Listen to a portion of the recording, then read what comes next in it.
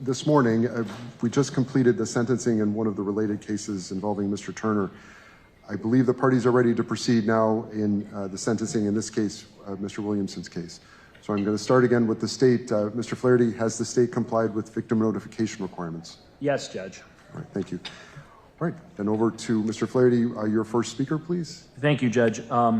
So we are going to invite Ms. Giles up to speak again, should she wish. Mrs. Giles, if you wish to speak again, please come on in. Sorry, Judge. Miscommunication. Okay. If we have a different family member? Okay. And family members only, please. Okay.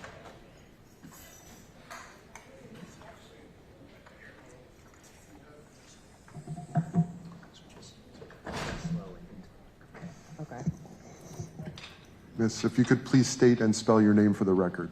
Samantha Mitchell, SAManthaMitchell. Thank you, ma'am. And I did read the letter you filed, but thank you. And please, whatever you want to say today. Thank you. Good morning. On behalf of my cousin, Devontae L. Mitchell, whose life was tragically cut short outside of the Hyatt Regency Hotel in Milwaukee, I'm sharing these words, on behalf of my family and from the heart. Devontae was a devoted family man who loved his children deeply. He enjoyed singing and dancing, and he carried joy for cooking that often brought people together. His sense of humor could light up any room, and though he, like many of us, faced personal challenges, he was at his core a good and harmless man. Devontae lived with love in his heart and was someone who made people feel seen and valued just being around him. His death has been devastating for our family and for the community that knew and cherished him. To lose him in such a violent and senseless way has left an emptiness that cannot be filled. In the wake of his passing, our community stood with us, demanding accountability and fighting for justice. Their support reflected the kind of impact Devontae had. He mattered and his life had meaning. Though these men will now be sentenced and some justice will be served, it will never, ever, ever compare to having Devontae here with us and living the life that he deserved. Our grief is lifelong, and his absence will always be felt by his family and our community. And I stand, in agreement with our family that the max sentence for, the remaining individuals is what we desire. Thank you. Thank you, ma'am. Thanks, and I'm so sorry for your loss. Thank you, Judge. Ms. Mitchell is going to be the only speaker at this time from the family. Thank you. As you know, Mr. Williamson entered a guilty plea to the amended charge of misdemeanor battery on March 20th of 2025. He did so after conducting a full debrief about the incident with me and members of the investigator staff from my office, in which he shared more. Obviously, he gave an initial statement shortly after the incident occurred, but we had some further questions for him about how this incident ultimately unfolded. And after he sat down with us along with his attorney and kind of provided more insight into that day and that moment specifically, we came to the resolution that we have before us today, where Mr. Williamson obviously agreed to testify against co-actors should they, would they have chosen to take their cases to trial, and the state would ultimately make the recommendation of probation, which is what I'm going to do today based on that agreement. And Mr. Williamson's desire to take accountability as well as testify in order to achieve accountability for those who the state perceived to be the most culpable for the death of Mr. Mitchell.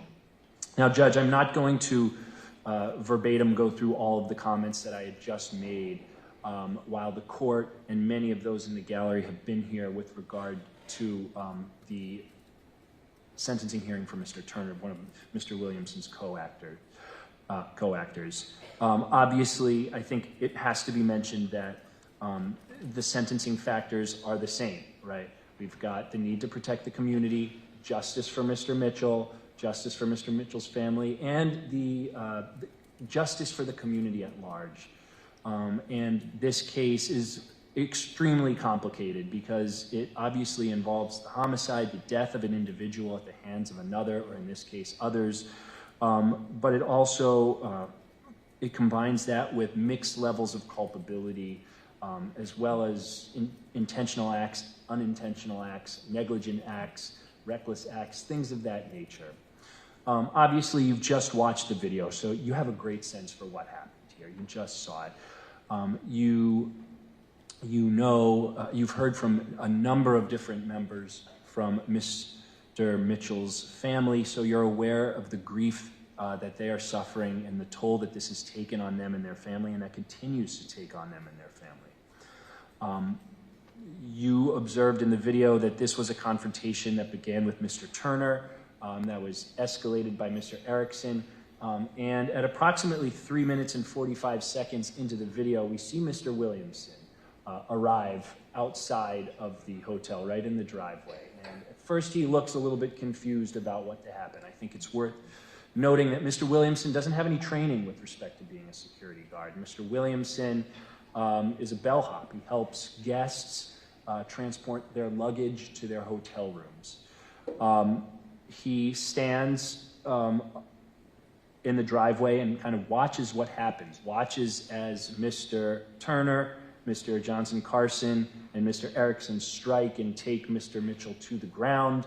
And I identified for you when we watched the video about an hour ago, the point at which Mr. Erickson and Mr. Turner are holding down Mr. Mitchell, and Mr. Erickson looks up to Mr. Williamson and gives him an instruction. And one of the reasons that I wanted to have a debrief with Mr. Williamson is because I wanted to know what that instruction was, right? Obviously, we don't have any audio on that video, but what happened? What was the intervening factor that caused Mr. Williamson to go from a bystander to a contributor to the death of Mr. Mitchell? And what we learned in that interview, that debrief, is consistent with what we already believed based on all of the other interviews that had occurred in the days and the moments following this incident. But what it indicated to us was that Mr. Erickson was really the person who was instructing people on how to behave in that moment. And I think Mr. Williamson followed the instructions of a person who he perceived to have authority and status in that situation. He followed the instructions of Mr. Erickson. And I think that based on my conversations with Mr. Williamson, based on his taking of accountability and his plea here, I expect that he regrets that, and I expect that that's what we'll hear from him shortly when he has an opportunity to allocute. What we know is that Mr. Williamson helps hold Mr. Mitchell down, and ultimately that's what causes his death. We don't see Mr. Williamson participating in the beating of Mr. Mitchell, as we see with the other 3 co-defendants. We do see him placing a decent amount of his own weight onto Mr. Mitchell's back, which no doubt contributed to the restraint asphyxia, which is ultimately the cause of death for Mr. Mitchell. Again, I know we went through this last time, but I think it's important to note here as well. In the video, we see multiple batteries. We see multiple punches thrown, strikes, kicks, things of that nature. None of those are by Mr. Williamson. Those are difficult to watch, but ultimately those are not what caused the death of Mr. Mitchell. What caused the death was the fact that he was not given the opportunity to roll onto his side or onto his back. The medical examiner opined that the reason he died was because he was placed onto his stomach for too long. The medical examiner stated that even had he not had any force exerted onto his back from the 4 co-defendants, he still may have passed away due to the intervening factors, the substances and the medical conditions from which he suffered. And so for that reason, the battery that Mr. Williamson is charged with and convicted of, it relates to the interference with Mr. Mitchell's person and the interference with him disallowing him to roll into a position which would have not caused his death. I think it's important to note that Mr. Williamson, while he does have a criminal record, it is quite dated. Both of his prior convictions are over 20 years old. He has a possession with intent to deliver THC from 2003 and carrying a concealed weapon from 2000.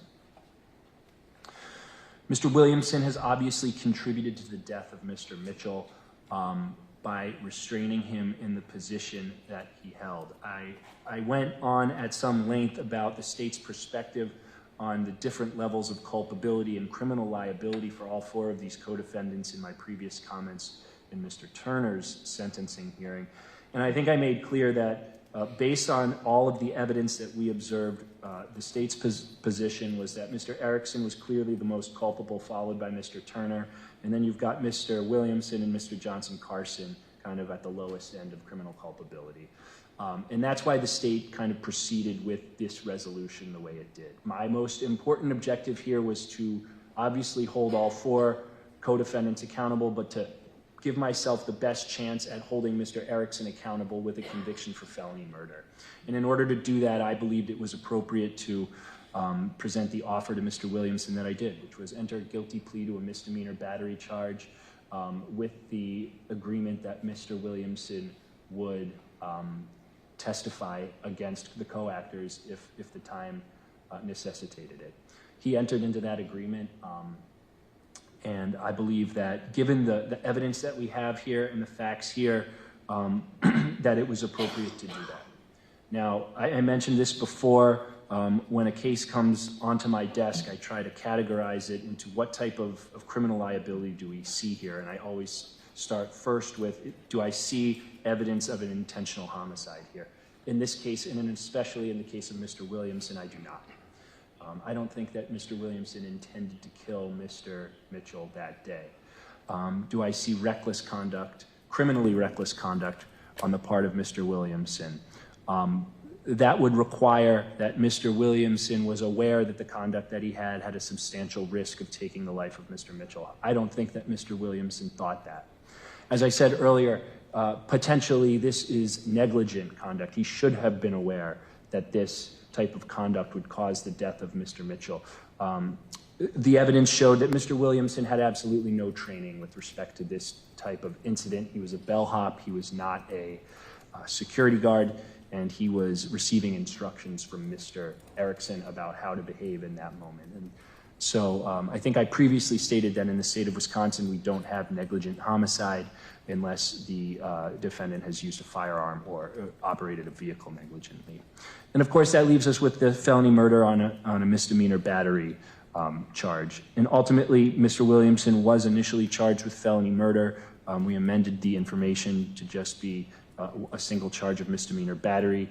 And I think I've kind of gone through why the state has that perspective. So with that, I just ask for the court to consider all the factors, consider the grief of the family and the loss of life of Mr. Mitchell, the permanence of the result here when fashioning the sentence. Thank you. Thank you. All right. Again, thank you for everyone who's made statements in both cases we've heard this morning. I'm going to move now to the defense. Mr. O'Reilly. Thank you, Your Honor. Defense joins in the recommendation of probation. I'm going to talk first a little bit about the offense conduct and just add some comments to what the state has already told the court. Then I want to talk about Mr. Williamson's character and then briefly a few closing comments. Like the state said, Mr. Williamson had no training in this sort of a security situation, restraining somebody. And it's basically visible on the video. I agree with the state. It's basically visible on the video that management directed him to get involved. It wasn't just Mr. Erickson. It was also his managers who managed him in his day-to-day duties as a bellman. This was not part of his job duties. He was not there working at the hotel to do this sort of thing. This was not expected. It's not something he asked for. This has been a horrible experience for Mr. Williamson. I think part of it too is that he feels very strongly, and I agree with him, that the Hyatt, the hotel, did not do right by him. They had him speak to their lawyer and then fired him quietly after they were sued over this incident. When the state asked to speak to Mr. Williamson, he agreed immediately. He answered all of the detectives and the prosecutor's questions and cooperated. He wanted to get this behind him from the beginning and wanted to clear this up. This is completely out of character for him. He has no significant criminal record, Your Honor. He's worked his entire life. He's had some of the most difficulty finding a job due to this case. Once the charge was changed and amended and he pleaded to it, he had a little bit better luck getting a job and applying. I know because I tried to do what I could to assist Mr. Williamson with it, writing letters for him and assisting him in that process as best I could. He had a job at Checkers on Fond du Lac for a short period of time doing maintenance work, and he's now working at the Hilton as a dishwasher. He started in July. He's got his third paycheck coming up, and he wants to get back to his life and to being on the right track, the way he was for the past 20 years.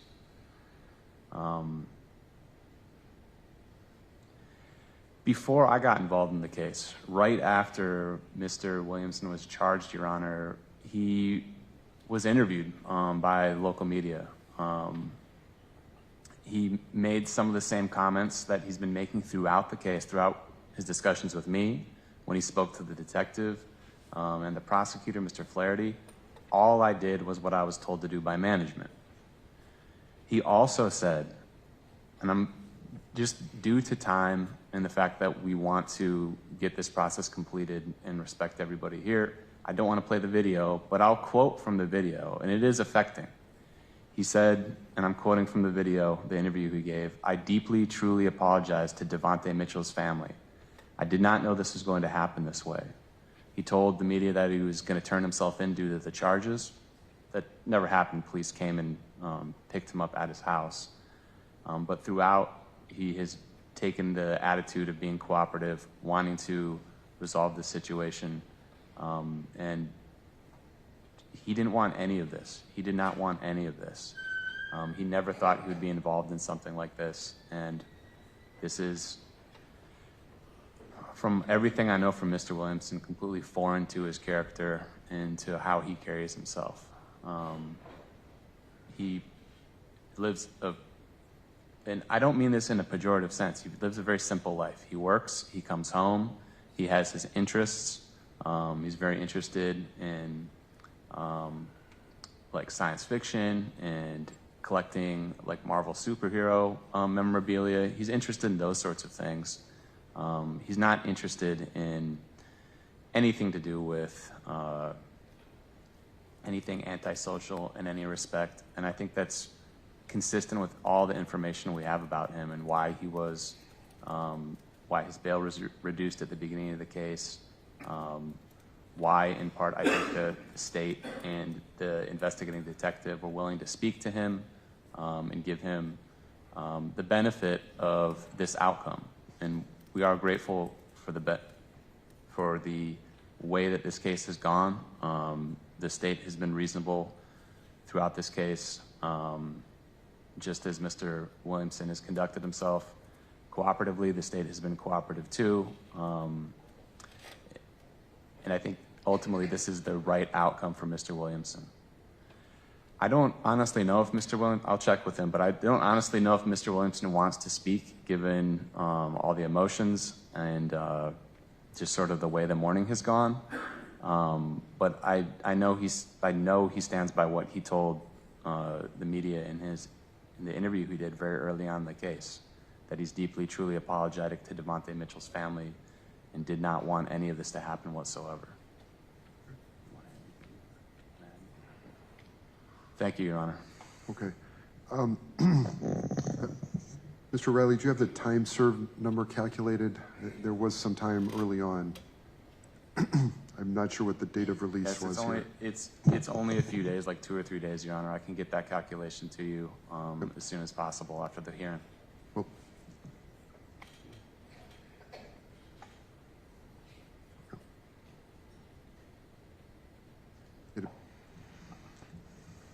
one moment.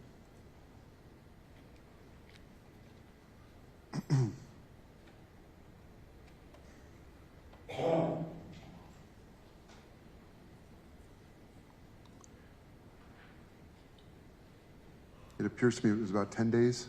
Mr. Williamson, does that sound right for time in custody? Unless if you could talk with Mr. O'Reilly about a number of days. That sound right to you? That sounds right to Mr. Williamson. Okay. Yeah, looking at CCAP, it indicates that he came into custody on August 6th last year, was released on the 16th of last year. Right. And Mr. Williamson, I have to ask you this question, though. You do have the right to speak today. Do you wish to speak or do you not wish to speak?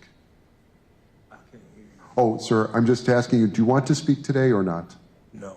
Okay. All right. And you have that right not to speak if you so wish. All right. Thanks, everyone. I need a moment off the record. I'll explain the sentence in just a few minutes.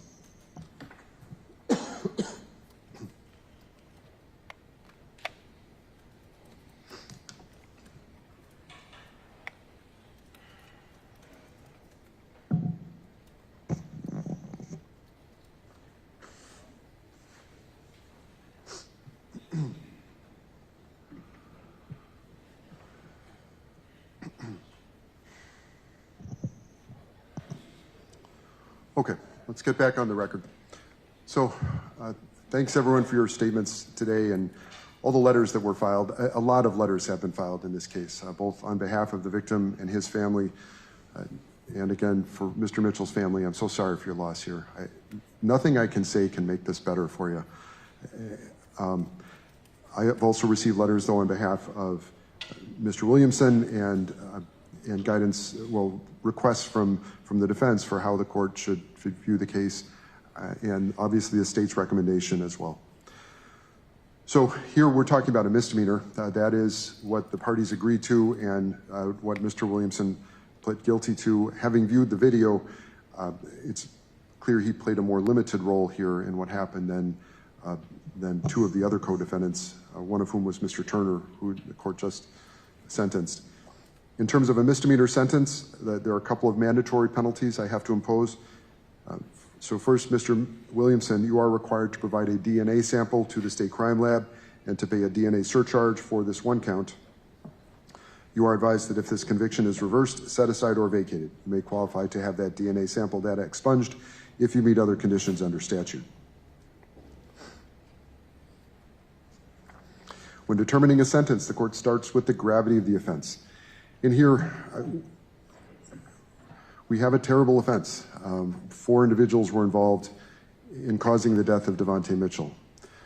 It's very clear, though, from the video and from what all the individuals who have given statements to the court, what they have said, and what's reflected in the complaint as well, is that Mr. Williamson played a very limited role. And the role he played was connected to his employment. He was working at the door of the Hyatt that day as a bellman. 2 of his co-workers sort of surged out of the hotel, tussling with Mr. Mitchell. Mr. Williamson, I think, made a decision any one of us would have made in that circumstance, which was to assist your co-workers. You see your co-workers involved in a struggle with someone who, in Mr. Mitchell's case, he was, again, under the influence of methamphetamine and cocaine at the time, did not appear to be acting rationally, and continually tried to get back into the hotel when he had been directed to leave. Mr. Williamson assisted his co-workers.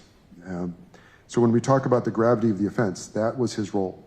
And the court has to look at what each individual did and how to come to a reasonable conclusion about what that individual's actions were and how they contributed to Mr. Mitchell's death. Here, it's clear Mr. Williamson's actions played a fairly limited role in causing Mr. Mitchell's death. Next, I look at his character and rehabilitative needs. Here, he's a 53-year-old man with a very limited criminal record. All of it is over 20 years old and involves misdemeanors. That is very unusual, frankly, for the court to see individuals Mr. Williamson's age in any court. It's unusual to see men in their 50s in court. That is just a demographic that commits far less crime than much younger men, obviously. Those are the individuals we tend to see most often. So when I look at his rehabilitative needs, I don't see much there in terms of needs. He's a man who is at an age where he's been working steadily for many years. He has lived a very stable and pro-social life. There's nothing here indicating that he has needs that should be addressed by our criminal justice system, which would include, for example, job training or alcohol and drug treatment. There's just nothing here that indicates those needs are present. Mr. Williamson also showed very good character here in that he took responsibility right away.